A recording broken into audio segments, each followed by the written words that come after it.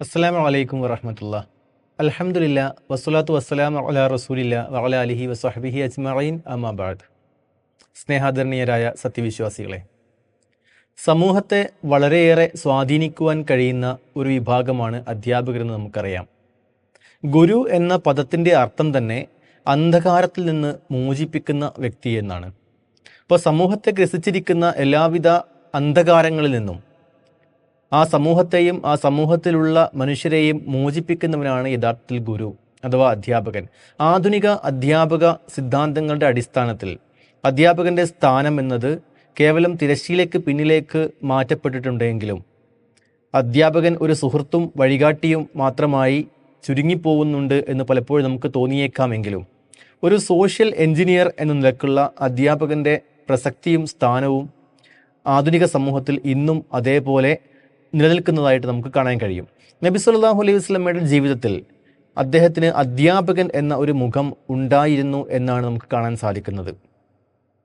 ഒട്ടേറെ സന്ദർഭങ്ങളിൽ നബി സല്ലല്ലാഹു അലൈഹി വസല്ലമ തൻ്റെ സമൂഹത്തെ പരിവർത്തിപ്പിക്കുകയും സമൂഹത്തിന് ആവശ്യമായ ദിശാബോധം നൽകുകയും ചെയ്യുന്ന ഒരു രീതി നമ്മൾ പരിശോധിക്കുകയാണെങ്കിൽ കൃത്യമായും ഒരു അധ്യാപകൻ എങ്ങനെയാണോ ഒരു വിദ്യാർത്ഥിയെ പരിപാലിക്കുന്നത്, ഒരു വിദ്യാർത്ഥിയുടെ കാര്യങ്ങളെല്ലാം കൃത്യമായി എങ്ങനെയാണോ മനസ്സിലാക്കുന്നത്, അതേപോലെ നബി സല്ലല്ലാഹു അലൈഹി വസല്ലം തൻ്റെ സമൂഹത്തെ മനസ്സിലാക്കിയിരുന്നു നമുക്ക് കാണാൻ സാധിക്കും.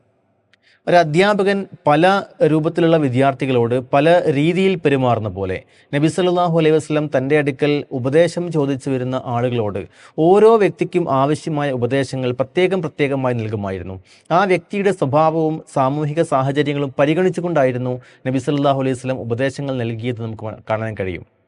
ഒരിക്കൽ നമസ്കാരം ശരിയായ രൂപത്തിൽ നിർവഹിക്കാത്തൊരു വ്യക്തിയോട് ഖും ഫസല്ലി ഫഇന്നക ലം തുസല്ലി, നീ എഴുന്നേറ്റ് വീണ്ടും നമസ്കരിക്കുക, തഹിയ്യത്ത് നമസ്കരിക്കാത്തൊരു വ്യക്തിയോട് നബി സല്ലല്ലാഹു അലൈഹി വസല്ലമ വീണ്ടും നമസ്കാരം ആവർത്തിക്കുവാൻ വേണ്ടി കൽപ്പിച്ചു.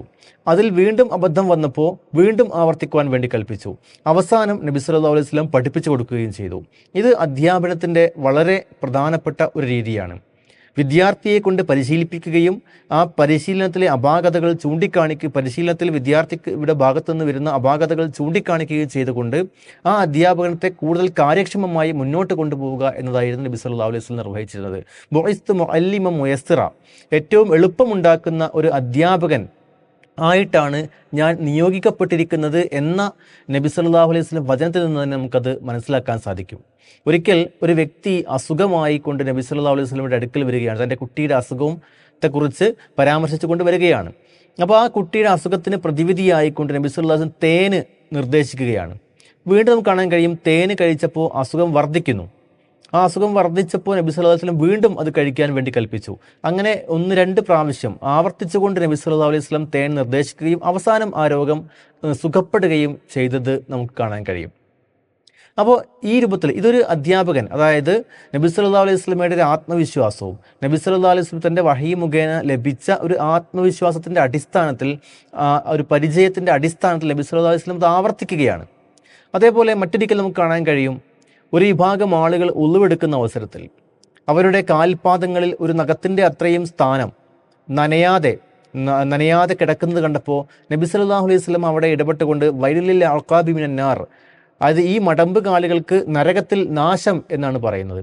അപ്പോൾ അതായത് ആ ഉളു ശരിയായിട്ടില്ലെങ്കിൽ നമസ്കാരം ശരിയാവുകയില്ല, അവർ നരകത്തിൽ പ്രവേശിക്കാൻ കാരണമാകും. അപ്പോൾ ഇത്രയും ഗൗരവമേറിയ ഒരു വസ്തുതയെ നബി സല്ലല്ലാഹു അലൈഹി വസല്ലം വളരെ കൃത്യമായി ഇടപെട്ടുകൊണ്ട് ഗൗരവത്തോടുകൂടി തന്നെ തിരുത്തുന്ന ഒരു രംഗം നമുക്ക് കാണാൻ കഴിയും. പല മഹാന്മാരും നബി സല്ലല്ലാഹു അലൈഹി വസല്ലമയുടെ ഈ അധ്യാപന വശത്തെ കൃത്യമായി ചൂണ്ടിക്കാട്ടിയിട്ടുണ്ട്. നമ്മളും പലപ്പോഴും ജീവിതത്തിൽ അധ്യാപന വൃത്തിയിൽ ഏർപ്പെടുന്ന ജോലിയുടെ ഭാഗമായിട്ട് അല്ലെങ്കിലും പലപ്പോഴും ആ റോള് കൈകാര്യം ചെയ്യുമ്പോൾ ഈ വസ്തുതകൾ നമ്മൾ ശ്രദ്ധിക്കേണ്ടതുണ്ട്. അള്ളാഹു നമുക്ക് തൗഫീഖ് നൽകി അനുഗ്രഹിക്കുമാറാവട്ടെ.